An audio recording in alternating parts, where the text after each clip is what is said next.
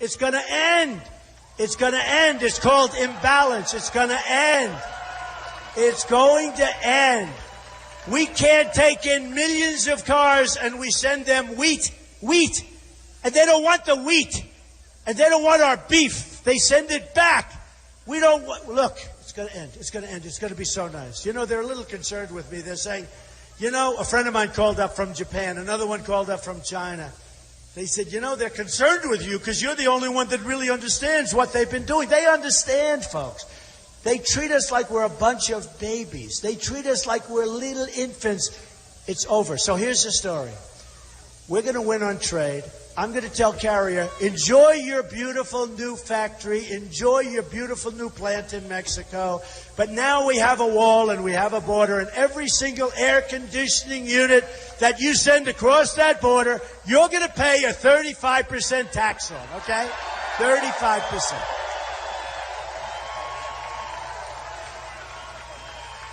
And you know, when our companies hear that, they're not moving. They're not going to move. They'll work. Maybe they'll build here. And you know what? If it's not Tucson, at least they're going to be building in our country, okay? At least they'll be building in our country. They're not leaving. And you know, I went to the best school, the Wharton School of Finance. And you don't have to go to Wharton to realize what we're doing now is no good. You know, we just lost Pfizer. Pfizer is one of the great pharmaceutical companies in the world. We just look, thousands and thousands of jobs. They're moving to Ireland. Take a look at Tyco. Take a look at Johnson Control, what just happened there. Massive companies are leaving. Then they'll make their product and they'll sell it into our country. And because we're free traders, we won't charge them any tax. Because we're free traders. Because we're free stupid traders.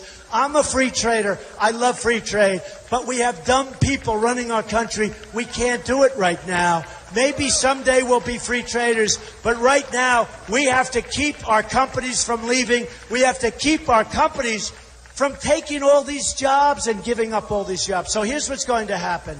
I guarantee you, as sure as you're standing there, I guarantee you, Carrier will call and say, Mr. President, we're not leaving. They're not leaving anymore.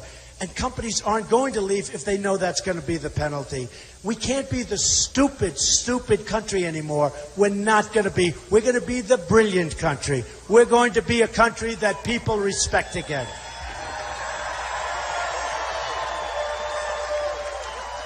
So we're going to win with our military. We're going to beat ISIS quickly and very toughly. We're going to win. We're not going to let people chop off heads. That's medieval times, folks. I didn't want to go into Iraq, but you know what? We got there. We had a president that didn't know how to get out. He announced a date, which is the dumbest thing I've ever heard, and he didn't know how to get out. Even the 50 troops, how about a few months ago? We are sending 50 troops to Iraq or to Syria. We are sending 50 troops. Let me ask you a question. These are our finest troops. These are our best. Why do you have to tell the enemy that they're coming over there? Now there's a target on their back. We have to be unpredictable. We can't be so damn predictable. Don't tell them we're sending 50 troops. Don't tell them. So here's what happens. Can you imagine that? You're one of those troops and you want to get over there. And frankly, you want to sneak over there and you want to do it quietly. And you're really at the highest level in the Marines and the Army and the Air Force and the Navy. But you're one of these great, really incredible troops.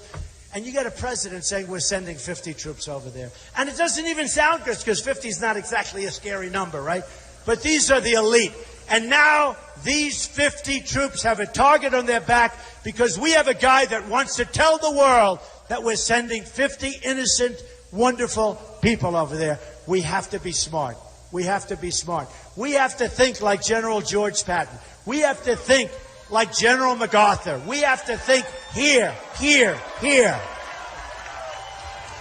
So we're going to win with our military. We're going to win for our vets. We're going to win with education. We're going to win at the border, and we're building the wall, and Mexico's paying for the wall 100%. 100%. We're going to win at every level. We're going to win with the education. Got to win. We're going to win at every single level. And you're going to remember this evening, and you're going to remember this day. And you're going to say that Donald Trump was wonderful. He spoke right through some phony protesters that have very weak voices. Spoke right through them like they were nothing, like they were nothing. And that's after speaking to 21,000 in a different part of Arizona, because I didn't want to waste a lot of time. They have I love those weak voices. Sometimes I'll hear a voice and I say, do me a favor, don't mention it. Let's just talk. The problem is when you guys all go, there they are.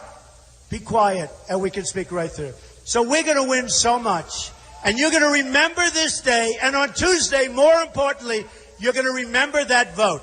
And you're going to say, in 5 years, in 10 years, in 20 years, you're going to say, that was the greatest vote I've ever cast. You're going to be proud of your president, and you're going to be proud of your country.